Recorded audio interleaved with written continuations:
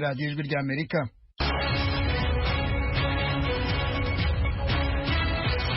radiyo ijwi ry'Amerika ivugira i Washington DC mu Kinyarwanda no mu Kirundi. Mu Burundi mutwumvira ku mirongo migufi ya shortwave kuri metero 19 na metero 22. Mu Rwanda ho turi no kuri FM 104 n'ibice bitatu no kuri FM 88 n'ibice bitatu. Ikaze mu makuru yacu yo muri aka kanya, muri kumwe na Jeffrey Mutagoma na bagenzi banjye dufatanije kuyabagezaho. Mu Burundi abakozi b'ikigo cya leta gishinzwe itumanaho Onatel baramukiye mu myigaragambyo yo guhagarika akazi. Icyatumye tutaja mu mirimo nk'uko byari bitegerezwa nuko abakozi tumaze amezi 4 tutaronka agashahara. Rero tukaba tuje ngahaye mu buyobozi bukuru kugira tubaze. Uyu ni umwe mu bakozi b'ikigo Onatel wari wahagaritse akazi uyu munsi. Mu Rwanda umujyi wa Kigali watangiye gukingira COVID-19 ku bantu bose barengeje imyaka 50. Muri Tanzania leta yataye muri yombi umuyobozi w'ishyaka Chadema ritavuga rumwe nayo. Naho ahandi sosiyete ya Pfizer na BioNTech basinyanye amasezerano na Afrika y'Epfo yo gukora inkingo za COVID-19. Ayo makuru n'ayandi tubafitiye ni mu kanya, ntimujye kure.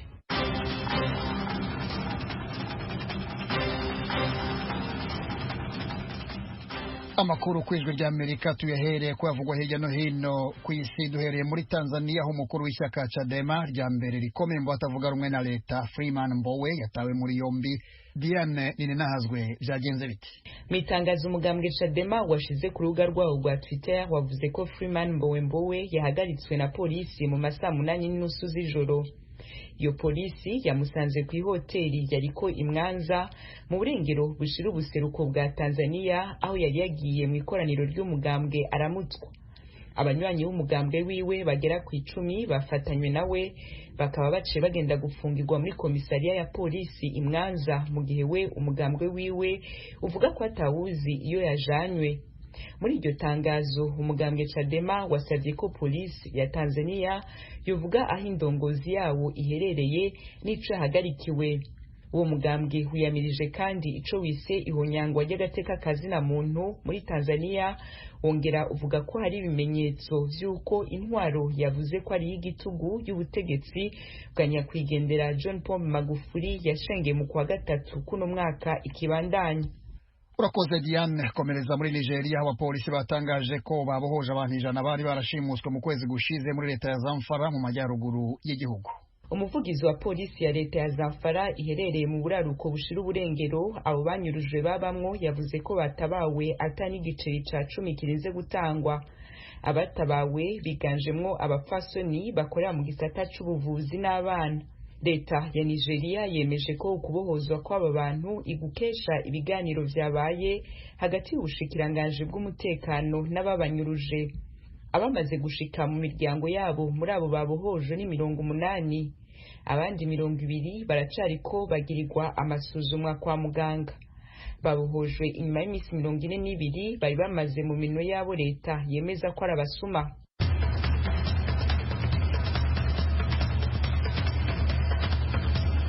Diane Ninahazwe tugushimire.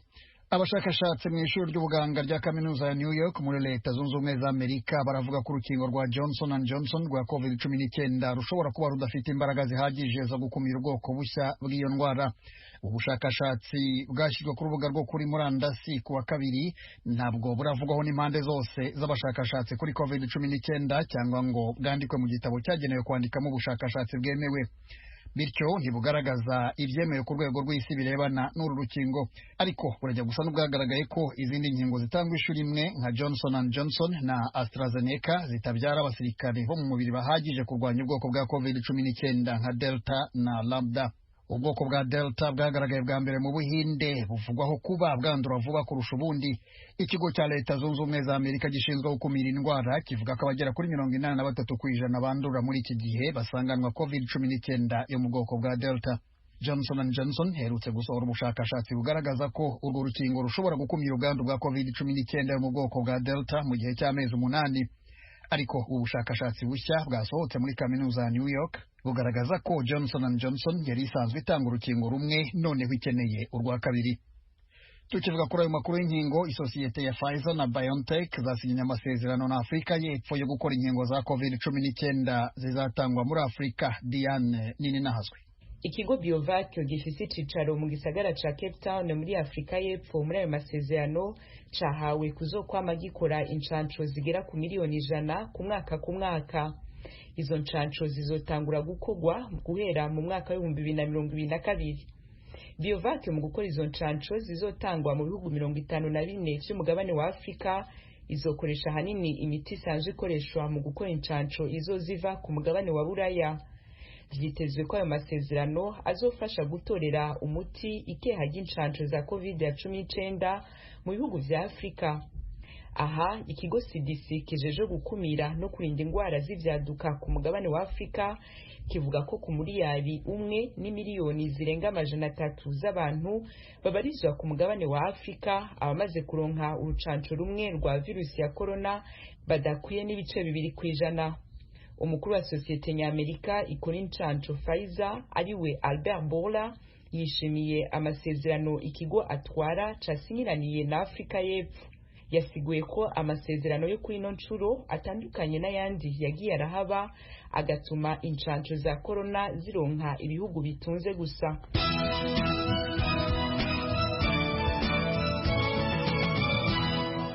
Dukomereje mu Bushinwa, abantu 25 bahitanywe n'imyuzure yatewe n'imvura idasanzwe mu ntara ya Henan yo hagati mu gihugu. Abahanga mu by'iteganyagihe baravuga ko hashize imyaka igihumbi Ubushinwa butagusha imvura nk'iyi. Abantu bagera ku bihumbi 100 bahungishijwe mu mujyi wa Zhengzhou. Imihanda na gari ya moshi byose nta gikora, mu gihe ivyuzi n'ahabugenewe hafata amazi hose byuzuranye. Abasirikare babarirwa mu bihumbi batangiye gahunda yo guhungisha abaturage babakura muri iyo ntara. Ubuyobozi bw'umujyi wa Zhengzhou bwatangaje ko abarenga 500 barohowe bakuweho bategera gari ya moshi hose huzuranye. Amashusho ku mbuga nkoranyambaga yerekanaga abantu bari bagiye gutega gari ya moshi bavuyagira aho buzuriweho n'amazi y'ibiziba abagera mu gituza. Biteganijwe ko muri intara ya Henan hakomeza kugwa imvura mu gihe cy'iminsi 3. Ingabo za leta zigera ku 5,700 zagabwe muri ako gace ngo zikora ibikorwa by'ubutabazi no gushakisha ababuriwe irengero batwawe n'imyuzure. Kuva kuwa gatandatu kugeza ejo kuwa kabiri muri Zhengzhou hari hamaze kugwa imvura ipima milimetero 617 n'igice kimwe. Bivuga ko muri iyo minsi yonyine haguye imvura ijya kungana nigwa umwaka wose kuko igera kuri milimetero 640 Iyi muteze amatwi ni radio Ijwi ry'Amerika ivugira i Washington DC. Ikigo cya Leta Zunze Ubumwe za Amerika gishinzwe iby'itangazamakuru mpuzamahanga USIGM kiravuga ko kuneka za telefoni z'abanyamakuru no kubiba amabanga bibangamye uburenganzira bw'itangazamakuru. Icyo kigo kibivuze nyuma y'ishyirwa habona ry'icyegeranyo cy'ishyirahamwe mpuzamahanga riharanira uburenganzira bwa muntu Amnesty International gitunga agatoki leta zitandukanye kuba zarashyize akamasho muri telefoni z'abanyamakuru, abaharanira uburenganzira bwa muntu n'abanyapolitike batavuga rumwe n'ubutegetsi bw'ibihugu byabo. Diane nini nahazwe arakomeza. Mitangazo ikigo USIGM casohoye cavuze ko cakubiswe n'inkuba cumvise ko abamenyesha makuru barenga 180 barimwe ab'Ijwi ry'Amerika co kimwe n'aba Radio Free Europe bitwarwa n'ico kigo bari ku rutonde rw'abarungikiwe akamashuki b'amabanga mu matelefone yabo. Madame Kelu Kawo atwara vy'imfata kibanza ikigo USIGM cegukira leta Zunze Ubumwe za Amerika muri iryo tangazo yagize ati: kwiba amabanga y'abamenyesha makuru biciye mu nzira iyo ari yo yose na kambaro kibara. Ububisha butegerezwa guhagarara bidatevye, umutekano w'abamenyesha makuru ugakingirwa. Akamashu kitwa Pegasus ishirahamwe Amnesty International ryemeza ko kakoreshejwe mu kwiba amabanga y'abamenyesha makuru, abaharanira agateka kazi na muntu, abatavuga rumwe na leta z'ibihugu vyabo na bamwe mu bagize amaleta atandukanye, kakozwe na societe yitwa NCO Group yegukira Israel. Ikimenyesha makuru candikira muri leta Zunze Ubumwe za Amerika Washington Post kiri mu runani rwakoze amatohoza ruri kumwe na Amnesty International nico cemeje ko mu bamenyesha makuru binjiranywe na Pegasus harimwo ab'Ijwi ry'Amerika. Ikigo ca gouvernement ya Amerika USIGM gitwara Ijwi ry'Amerika casozereye itangazo ryaco ryamiriza ibi kigira kiti: ubuhinga bwa none bwari bubwirijwe gufasha amenyesha amakuru gukora akazi kabo neza, hakubasuma k'urusaku no kubaburabuza.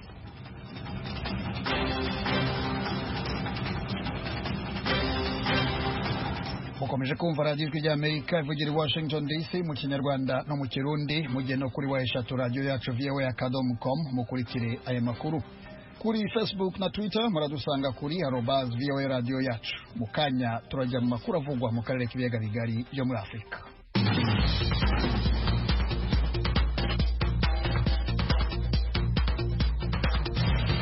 Amakuru yo mu karere k'ibiyaga bigari byo muri Afurika tuyahere mu Burundi, aho abakozi ba sosiyete ya leta Onatel ishinzwe iby'itumanaho bahagaritse akazi uyu munsi.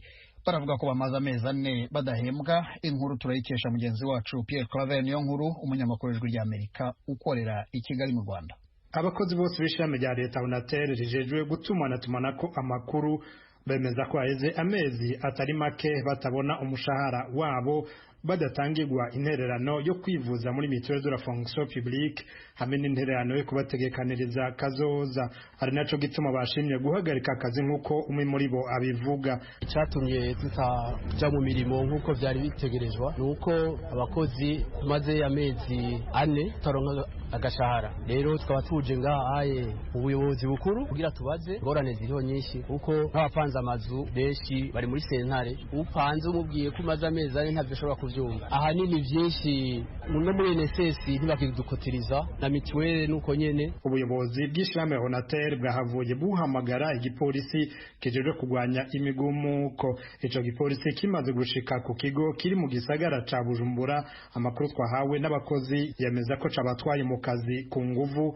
ndetse kigakoresha n'ivyotsi bikoroza amosozi mu kubashwiragiza. Gutyo ihagarikwa ry'akazi rimara igice c'umunsi. Yamara bemereye ijwi ry'Amerika ko naho bajanywe ku nguvu ku kazi bataranguye imirimo yabo neza. Umuyobozi w'iryo shirame rya leta Onatel yahavuye abagirisha inama. Kabera Private yemereye ijwi ry'Amerika ko abakozi ba Onatel bamaze igihe badahembwa kubera ikibazo gikomeye c'uburyo. Abahamagarira kugwiza umwimbu kugira ngo basubire guhembwa neza. Bemeza yuko hariho amezi 3 tarahembwa, ariko cyo mwamenya nuko ishirahamwe Onatel ni ishirahamwe gifise cyo no kwita autonomie de gestion. Abakozi turakora tugahembwa mu byo twinjije. Ikibazo cy'ishirahamwe ni ikibazo kimaze kumenyekana ku nzego zose, reka no kwego ukuru muri yuko umushikiranganji wa mbere yatugendeye mu 2011 umwaka urangiye araduhana intumbero twokurikiza. Ubushikiranganji bujeje kumenyesha amakuru ari nabwo Onatel rikukira bumenyesha ko bwatanze intumbero akatari gake kugira ngo ibibazo bivugwa muri iryo shirahamwe bikemuke. Umushikiranganji Marie Chantal Nijimbere yabivuze kuri uyu wa kabiri aho yariko harashikiriza ivyo ubushikiranganji arongoye bwaranguye mu mezi 6 aheze. Aha tukaba twovuga nk'ingendo zakozwe mu bisata bya posita na Onatel. Abarongoye ubushikiranganji baragirana amanama n'abagize imigwi itandukanye y'abakozi bo muri ayo mashirahamwe. Turumva na cyane ibibazo bafise, haranahanwa ivyiyumviro by'ukungene ivyo bibazo byotorerwa inyishu mu ntumbero yo gutsimbataza intwaro ibereye. Haraheze haratangwa n'intumbero y'ingene ibikorwa byobandanya bikorwa, amafaranga y'abene gihugu agakingirwa. Onatel niryo shirame rimwe ryonyene rya leta rijejwe igisata cyo gutumanaho amakuru. Umukuru w'igihugu mu kwezi guheze wewe yari yagabishije abatwara iryo shirahamwe mu nama yahuje abakozi ba leta n'amasendika ko Onatel rivugwamwo ubunyonyezi n'isezerwa ry'amatungo ya leta arenga miliyaridi 500 y'amarundi yarishize hamwe na Regideso ritanga amatara n'amazi. Onatel ryavutse mu mwaka w'igihumbi kimwe amajana 1979 ririmo abakozi barenga 1000. Gushika mu myaka y'ibihumbi 2000 ryari rihari ryonyene atabigenga barashira imitaye muri ico gisata. Umukuru w'igihugu atangazwa n'ingene ridatera imbere ngo rirengane n'abikorera twabo, kandi leta irishyiramo uburyo burengeye ubw'abigenga. Pierre Claver Niyonkuru, Kigali, ku bw'ijwi ry'Amerika. Tuve mu Burundi tugaruke mu Rwanda mu mujyi wa Kigali aho ubutegetsi bwatangiye gukingira abaturage bose barengeje imyaka 50 n'urukingo rwa COVID-19. Asumta Kaboyi yabibonye. Ubutumwa bwanditswe n'umujyi wa Kigali bwohererejwe abayobozi bose b'imidugudu igize uwo mujyi bwasabaga abo bayobozi kumenyesha abaturage bo mu midugudu yabo barengeje imyaka 50 kuzindukira ku bigo nderabuzima bibegereye bakajya gukingirwa COVID-19. Ni ibikorwa byahise byitabirwa nabo muri iki kigero bagaragaje kwishimira ko nabo bagiye gukingirwa. Ku kigo nderabuzima cya Busanza kiri mu karere ka Kicukiro mu mujyi wa Kigali, Ijwi rya Amerika ryahageze mu gihe cya 3 za mu gitondo. Abarebwa n'icyo gikorwa bari bageze mu myanya yabo. Rero twabonye message nimugoroba tubwira ko tugomba kuza ku kigo nderabuzima kwikingiza nyine urukingo rwa mbere. Yego nishimye cyane kuko batubwira ko hari ubudahangarwa mbese iyo wakingiwe ugomba kuba ufite, kuko ntago wararemba cyane nk'utarakingiwe. Tugomba kugendana n'abandi ngo turataha tunezerewe ku buryo kuko turaba turi muri gahunda nyine. Umuyobozi w'ikigo nderabuzima cya Busanza Madamu Wineza Providence yabwira Ijwi rya Amerika ko bafite abasaza n'abakecuru bake basigaye badakingiwe, akizera ko gahunda iza kurara irangiye. Uko mu bisanzwe babonye yuko icyo cyiciro cyari gisigaye cyitabiriye, abakecuru n'abasaza bazindutse bariho barakorerwa, turiho turabafasha kuzuza impapuro bagakingirwa, hanyuma tukabaha na randevu igihe bazagarukira urwa kabiri, ariko tugasigarana n'amatelefone yabo n'ababaherekeje tukanabahamagara kugira ngo batazabyibagirwa, kuko n'ubundi twari dusigaranye bakeya bari muri icyo cyiciro batari barubonye babyitabiriye cyane. nko mu masaha make turaba dushoje igikorwa. Icyiciro cy'abarengeje imyaka 50 cyatangiwe gukingirwa mu mujyi wa Kigali kije gikurikira abandi bakingiwe mbere barimo abakuze barengeje imyaka 60, abafite indwara zidakira ndetse n'abakora imirimo ibahuza n'abantu benshi barimo abaganga n'abashinzwe umutekano. Umwana w'umukobwa Ijwi rya Amerika ryasanze ku kigo nderabuzima cya Busanza yaraje kwipimisha ngo arebe ko ubwandu bwa COVID-19 amaranye ibyumweru 2 bwashize. Yasabye inzego zishinzwe ubuzima mu Rwanda ko n'abakiri bato batekerezwaho bagahabwa inkingo kuko COVID-19 nabo ibashegesha. Gusa abantu basuzugura COVID ifata ku buryo butandukanye. Ntabwo COVID ntabwo ngewe mfatwa, ndavuga uko nge nafashwe. Ntabwo nafashwe nkorora, nta nubwo nafashwe indwara ibicurane. Ku munsi wa 3 nibwo iyo nkorora yaje, nibwo nibyo bicurane nabyumvise. Ubundi nari mfite ikibazo cy'umutwe uremereye, nanjye mba numva bankengera, mba numva nakingirwa kugira ngo ejo bundi gishobora kugaruka ko ntago gicitse. Aho nanduriye nshobora no kongera kuhandurira ko ntawamenya aho yanduriye. Ariko iyo wakingiwe, iyo icyorezo kikugezeho ntago kikuzahaza, urivuza bisanzwe. Ntago uwakingiwe arwara nk'utarakingiwe. Nanjye rwose mba numva twese abantu bakiri batoya byatugeraho byo gukingira. Kugeza ubu mu Rwanda hamaze gutangwa inkingo zo mu bwoko bwa AstraZeneca na Pfizer.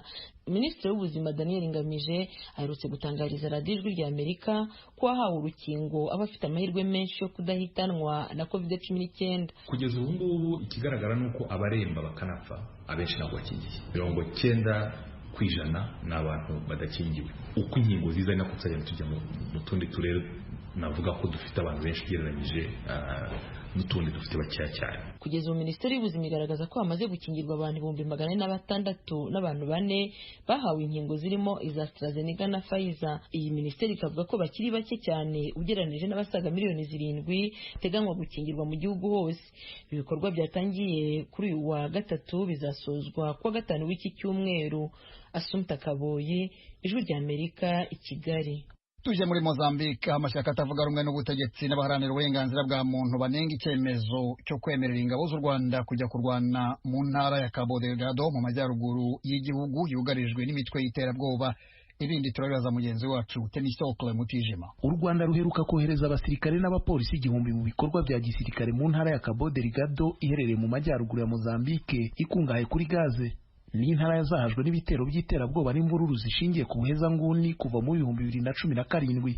Bwana Boges Namire, impuguke akaba n'umushakashatsi mu bijyanye n'umutekano, abivuga mu nyandiko ye avuga ko iyoherezwa ry'izo ngabo ryabaye nyuma y'ibyumweru bike umuryango w'ubukungu uhuriwemo n'ibihugu byo mu majyepfo ya Afurika SADC utangaje kuzohereza umutwe w'ingabo wawo uhora witeguye gutabara aho rukomeye mu bikorwa byo guhosha izo mvururu.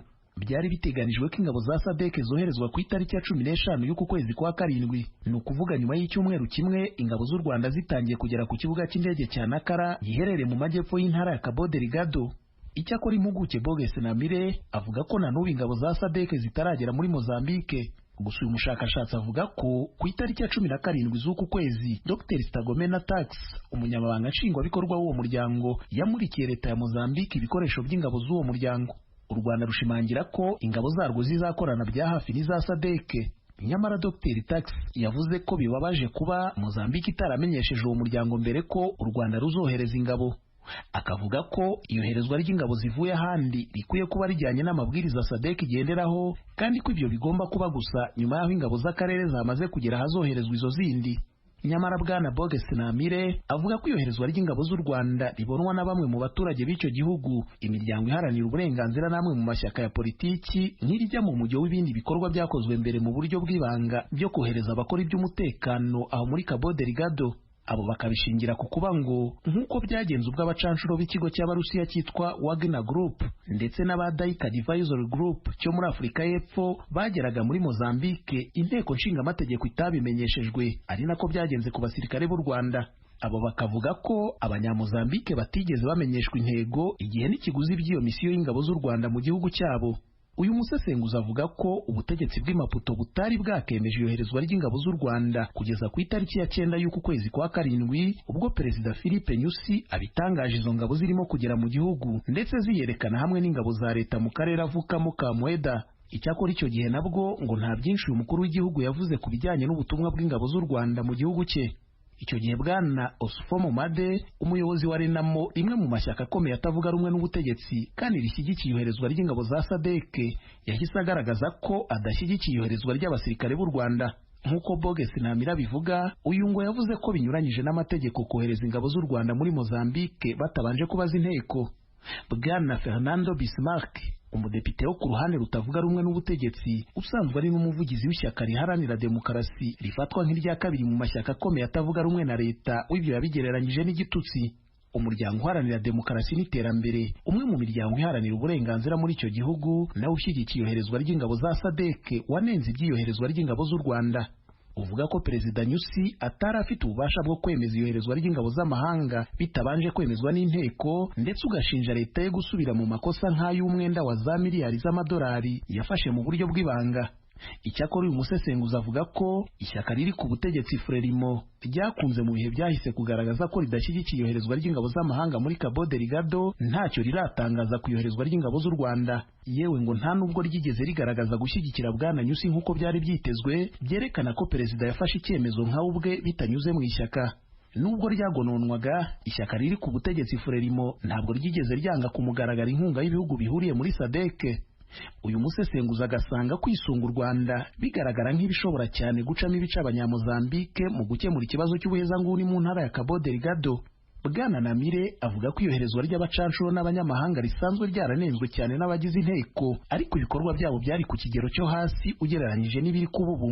Akavuga ko abasirikare bagera ku 1000 ari benshi cyane ku rwego rwo kutirengagizwa mu karere nka Cabo Delgado, bityo hashobora kuba ibikorwa bihungabanya abasivili nk'uko bikunze kuba ahantu hose hari imvururu, ibishobora gukurura amacakubiri ndetse n'imvururu za politiki muri Mozambique. Uretse n'ibyo, Bwana Namire asanga iyoherezwa ry'ingabo z'u Rwanda ritavugwaho rumwe rishobora kongera guhembera imvururu hagati ya leta n'ishyaka Renamo. Ni mu gihe hakomeje kugeragezwa kubaka ubwiyunge nyuma y'amasezerano agamije kurangiza burundu imvururu yashyizweho umukono n'impande zombi mu 2019. Kuri uyu musesenguzi, nubwo leta y'akarere ka Cabo Delgado yasabye abaturage gukorana neza n'ingabo z'amahanga, ariko kuba amashyaka atavuga rumwe n'ubutegetsi asanzwe afite abayoboke benshi mu duce twazahajwe n'imvururu bishobora guhungabanya imibanire hagati y'abasirikare b'u Rwanda n'abaturage baho. urakoze Temistokle. Abandi banenze iki cyemezo n'abatavuga rumwe na leta y'u Rwanda bakorera mu buhungiro. Mugenzi wacu Tim Harris Ishimwe yavuganye n'umwe mu banyarwanda batuye muri Afurika y'Epfo, Dr Etienne Mutabazi, uri mu ishyaka rya RNC ritavuga rumwe n'ubutegetsi bw'u Rwanda riherutse kugaragaza impungenge zaryo kuri icyo cyemezo mu itangazo ryanditse. Ibikorwa by'amahoro tumenyereye ni byatanzwe n'umuryango w'abibumbye cyangwa se mu butumwa bwuriweho n'umuryango wa Afurika yunze ubumwe. Biriya rero byaba byiza ibintu byise ubwumvikane hagati ya perezida Nyusi na perezida Kagame, kubera ko ntabwo ibintu byose twajya tuha inyito itariyo. Twari dusanzwe tuzi hari ikibazo mu ntara ya Cabo Delgado, ariko ko umuryango w'ibihugu bihuriye byo muri SADC byari byaratangiye guteganya uburyo byakoherejeho abasirikare bo kujya gukemura kiriya kibazo. Tugiye twumva ngo ingabo z'u Rwanda zijemo u Rwanda nk'uwo muri SADC. Ntabwo rero byaba ari byo kubyita ubutumwa bw'amahoro. Ntabwo tugeze tuba mu cyo bita ibitangazamo cyangwa rule of engagement bahawe n'umuryango uwo ari wo wese ko bagomba kujya muri kariya gace. Nicyo cyatumye twandika ririya tangazo. aho naho nashaka kugera muri iri tangazo mwanditse mu rurimi rw'igifaransa, hari aho mwavuze ko le Rwanda prétend avoir été invité par le gouvernement mozambique, bishatse kuvuga ko u Rwanda rusa nk'urwirutsa cyangwa se rwitwaza ko rwatumiwe n'igihugu cya Mozambique. Kuki mubivuga nk'aho ibi bidashoboka? Ibimenyetso mufite ni ibihe ko u Rwanda rwaba rutatumiwe? Ahubwo nta kimenyetso twabonye ko rwatumiwe, ntabwo twigeze tunabonamo amasezerano hagati ya Mozambique n'u Rwanda, nako hagati ya perezida Kagame na perezida Nyusi. Nibyo navuga, kuko ari hagati ya za leta zombi. Ntabwo twaba dufite ibibazo by'uko nko muri Mozambique yaba ari amashyaka atavuga rumwe n'ubutegetsi, yewe n'ishyaka riri ku butegetsi bavuga ko bintu batabizi. Ni ukuvuga rero ko abakuru b'ibihugu bitwaje mu myanya bafite bumvikanye bakavuga ati twohereze ingabo, abandi tuzabyakira. Ubu mu Rwanda ntabwo twigeze twumva intego gushinga amategeko twitwereye ko twohereza ingabo hariya. Twavuze twitwaza ko kubera ko nta kigaragara, nta mpamvu zigaragara zatumye bagezwa. Hano nakwibutsa ko perezida wa Mozambique yari aherutse kugirira urugendo mu Rwanda, aho yabonanye na mugenzi we Paul Kagame. Ubwo ntibyaba byaraturutse aho perezida wa Mozambique akabisaba perezida Kagame, anashingiye ko u Rwanda rumaze kujya mu butumwa bw'amahoro mu bihugu byinshi birimo Haiti, harimo Repubulika ya Centrafrica, hari Darfur, hari Mali. Kuki ubu bibaye ikibazo ari uko ingabo z'u Rwanda zigiye muri Mozambique? Bitandukanye ibikorwa by'amahoro bimenyerewe byemejwe n'umuryango w'abibumbye cyangwa se ku rwego rwa Afurika yunze ubumwe. Ariko hari ikindi kintu kujya, kuko ndaje uri n'umunyarwanda w'umunyamakuru, numva mugomba no gufasha abantu kugira ngo basobanukirwe iyo habaye ubwumvikane hagati y'abakuru b'ibihugu bombi bagashyizemo n'izindi nzego. Twagize abasirikare b'abanyarwanda bari muri Centrafrica gufasha perezida Touadera. Bagiye mu kwezi kwa 12 umwaka ushize, perezida Kagame avuga ati bagiye kurinda umutekano w'ingabo zacu zisanzwe ziri mu butumwa bw'amahoro bw'umuryango w'abibumbye. Icyo ni ikinyoma ku banyarwanda kuko ibibaho. Ibi ngibi uri kuvuga ntabwo wenda mwaba mubivuga kubera ko muri iyo shyaka ritavuga rumwe na leta, ariko ubundi mubona ko igikorwa ubwacyo nyirizina ari igikorwa kidafite ikintu gitwaye? Inyandiko ziri hanze nyinshi cyane ntabwo zanditswe n'abantu bo muri iryo shyaka uvuga turimo, twabivuze n'abanyarwanda kuko bayaborezwe n'abana b'abanyarwanda bagombye kuba bari bugufi n'imiryango yabo cyangwa se bari mu bindi bikorwa bifite rubanda nyinshi akamaro. Icyo tuvuga ni uko niba barimo ni ibikorwa byo guteza imbere inyungu y'umuntu ku giti cye, perezida wa repubulika, nta kindi bigamije. Ntabwo rero tubivugishwa n'uko turi mu ishyaka ritavuga rumwe n'ubutegetsi. Ndagushimiye cyane Bwana Etienne Mutabazi ku mwanya mwahaye Ijwi ry'Amerika. Murakoze cyane. Namwe ndabashimiye kubona mwatwamagaye. Murakoze cyane.